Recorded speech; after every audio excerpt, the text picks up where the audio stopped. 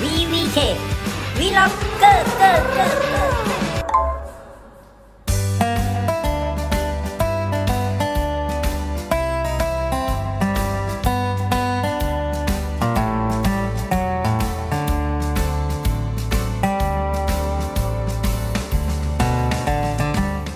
บายดีเนาะสบายดีทุกคนเนาะตอนนี้เราอยู่เพื่อนบุญเนาะไอโซเราจัดเพื่อนบุญให้แม่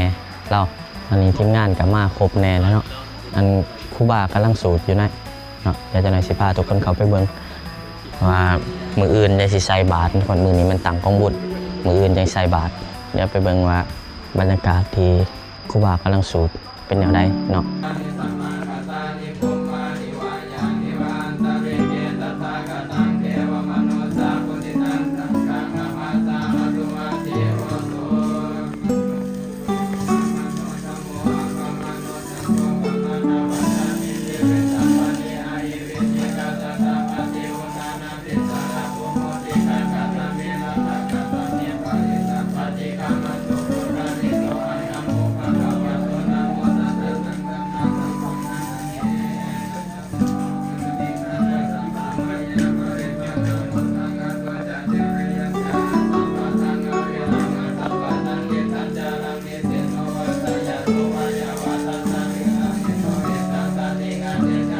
มานาสุปายาสาวินาสันตุสัพพะตรายาปิวินาสันตุสัพพะสังกัปปะตุยังสัมมิสันตุเอกายุตัง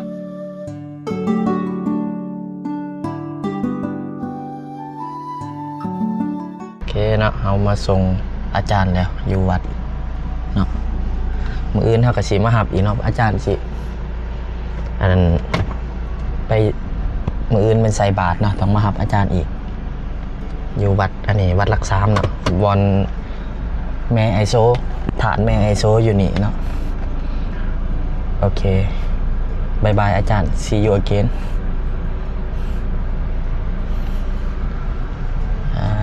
นี่เนาะวัด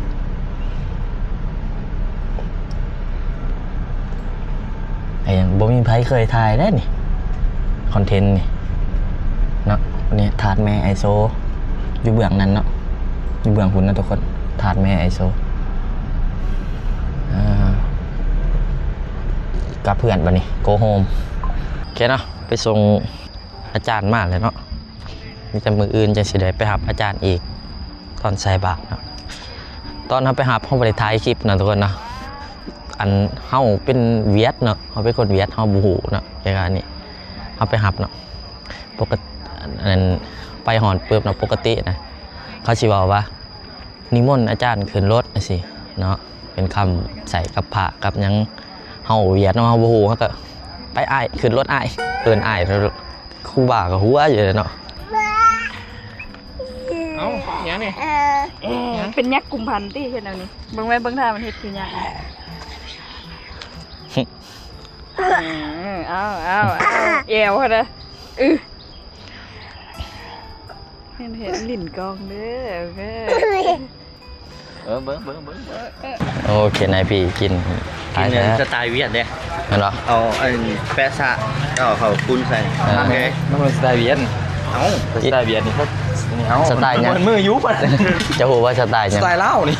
โบแมนสไตล์จอร์เจียบิวยูโอเคก้อยกำลังลงมาบ่าวกับซีกำลังมาเลยสบายดีสบายดีโอ้สบายดีงามแท้มาโอ้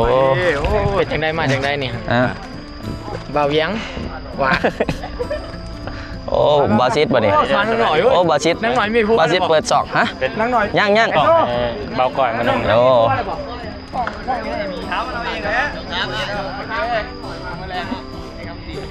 เอ้าสบายดีโอ้ค้ากระฝืนจากไข่เนาะกระพื้นนะกระลุกได้มาปักเซ่ฮาร์ดเทนเป็นเถื่อที่2จะได้อยู่เกิดบิ๊กใหญ่โอ้โหจะได้สบายดีแบงค์โอ้สบายดี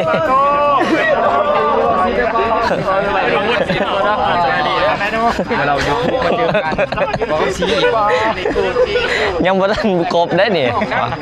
ยังมีอีกเนาะยังมีอีก คำพี่กันยังบ่ตายพี่น้องยังมาโอ้ชี้นี่สิออกจากของมันที่ได้แบบจับป้าของไหนของมันนะแล้วก็ว่า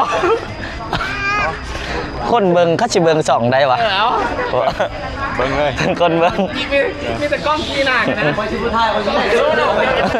ได้สุดเลยจะเห็นในตอนนี้ ไปลงไปก่อนได้เปรียบเป็นยังแหว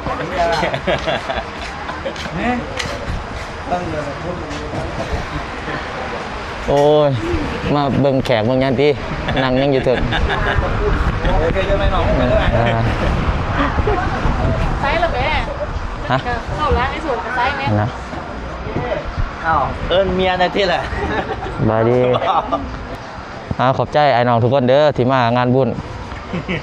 งานกองบุญของแม่อ้ายเนาะทางมีทางศิลปินแม่นออกแม่นทางฟังไทยเนาะทุกคนเนาะกูเย็นน้ำให้อ้ายนะอ้ายจะกินน้ำ โอ้ยไอโซนของยัง โนบอีกว่ะ บักนี่ จงพุทธบาท โนบอีกว่ะ ครูไปเอาฟิลไปเอาฟิล มึงกับเบิ่งลูกช่วยอ้ายนะ อุ้มมาดิ ไซส์ทุกคนอื่นเนาะ อันขอบใจไอ้น้องทุกคนเด้อที่มากองบุญแม่อ้าย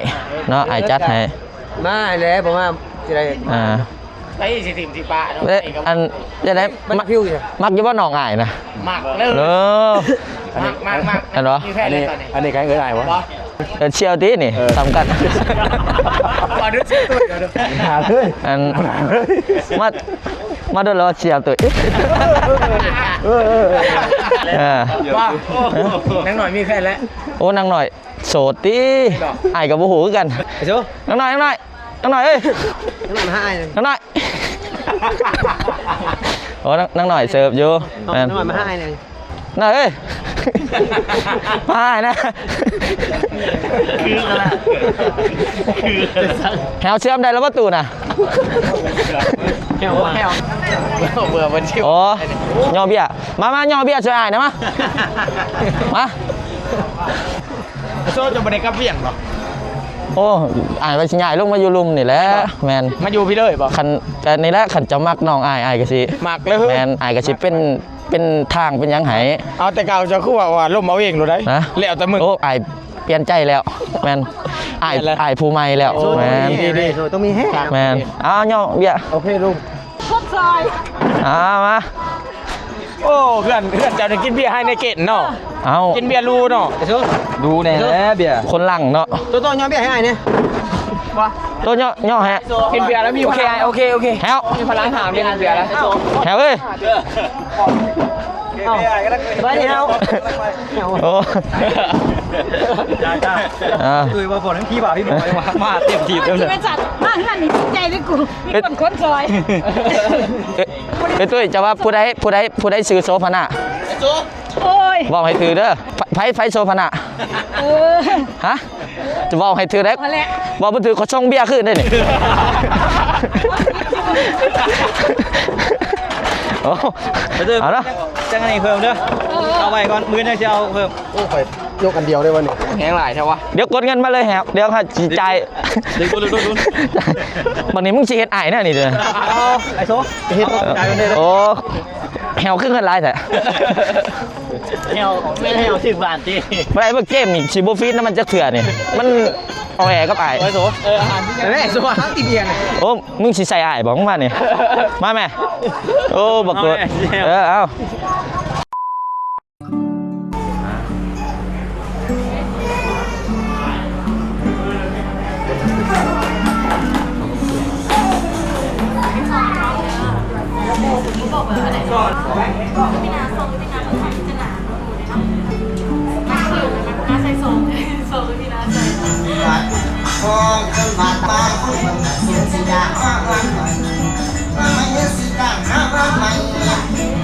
จะโอนเยอะได้เลยไปเลยโอ้ยอย่ามาโอนมีตะเคียนนายพี่เลยเคนนายพี่จาแนวมีภายในโอ้มีซิสเตอร์มีน่า แม่แล้วพี่น้าไปใส่ ว้าวเฮลโลมัม แล้วพี่น้าใส่พันดอนน่ะ ว้าว เสื้อปะล่ะ เชีย ธรรมดาของมาดามเป็นมาดามอันนี้ซองไม้อาจจะต่างกัน ใส่ยี่ห้อซองได้เวลามา ใส่ขุดมา เชีย ว้าว มีน้าหลายว่ะมาเจอบาปนะตั้งหนักใจเนาะให้หน่อยให้ร้ายบทสำคัญเอาไว้เกณฑ์นายพี่เนาะขอบคุณครับทุกคนเฮ้ย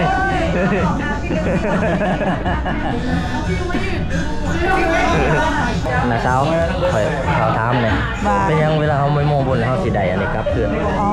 มันหมายความว่าเป็นบุญกุศลที่ว่าเฮาต้องเอาเมื่อกินเมื่อนี่เสริมบารมีของเฮาเฮาไหลมาทั้งกระต้มมัดมีความหมายแบบว่าเพื่อนคู่ขนมกระต้มแต่เมื่อกินที่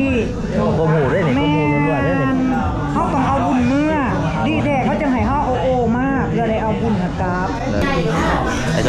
ฮะเป็นยังเวลาเขาใส่อันนี้แล้วเขาคือใดอันนี้เมื่อ ไม่ใช่ลาบูบูล่ะ อันนี้มันเป็นก็เลยมาคณะงานแจงกับเป็นฟ้องตำรวจ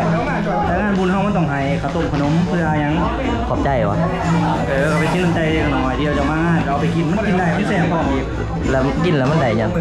ก็เลยความบีมแหละ เอา ความแสบ ถ้าผลลักว่าได้บุญได้ความมันนะวะ แม่นไอ้ดีต้องกินยังไงบุญเอาไปกิน ชุดเนาะเป็นมันเป็นคนโบกรถเนาะ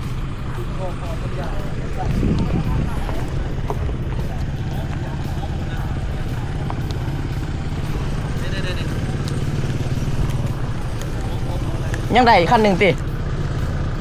ยังได้คันหนึ่งติ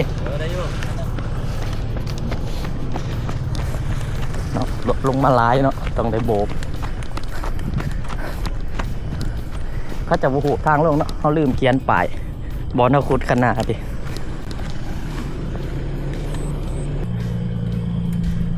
รถก็จะมาพร้อมกันบาทเดียวนะทำอิฐเนี่ยซับซ้อนกันว่าท่านถ่ายนะทุกคนนะแต่ว่าตอนนี้เขาทีเขาทางแล้วเฮาโบกับทีเจมยูโนทางเพื่อนโอ้ถือว่าได้ใส่งานนี่บอลเฮาให้เนาะเด็กโบกรถ กระเจรถแล้วอ่ะ นี่อ่ะ บุกรถพายุหายไปกระดุน ยืนโอ้ว่าจันซับซ้อนกันถีบเนาะเขาโบหูทางขึ้นทางลงเด้ จะมายืนโบกอ่ะกระดุนอะไร โบกับเจมนี่แหละรถมากับแลนไปลัดพุ่นลัดแล้วให้เขาลงนี่ วันนี้หันกูทั้งปอมาหุ่งจะเอาฟิวแต่เสาเพื่อนนะก็บอกแบง ดีแล้วดีแล้วไก่งานเลย ตัวหนูแฟมิลี่เนาะพร้อมด้วยครอบครัวเห็นบอกอันเพื่อนกล้องบุญอยู่นี่ VIP เด้ให้ศิลปินมาโบกรถเห็นเหรอ แหมพี่พีเคหมูตัวเจาะแหมบริจาคไปรถที่ อันคันละ10,000 โอ้ตายแล้วดีแคบคลองอะไรยังมาถึงไปรถอยู่หาอะไรดีเห็นว่าเห็นบุญอยู่ที่หาอะไรจน โอ้ยมึงขับฝากรถเนาะโอ้บ่เห็นโดนใหญ่แล้วเนาะเป็นผู้สาวเลยเด้นี่โอ้ ใช่เดี๋ยวได้จี อ่ะ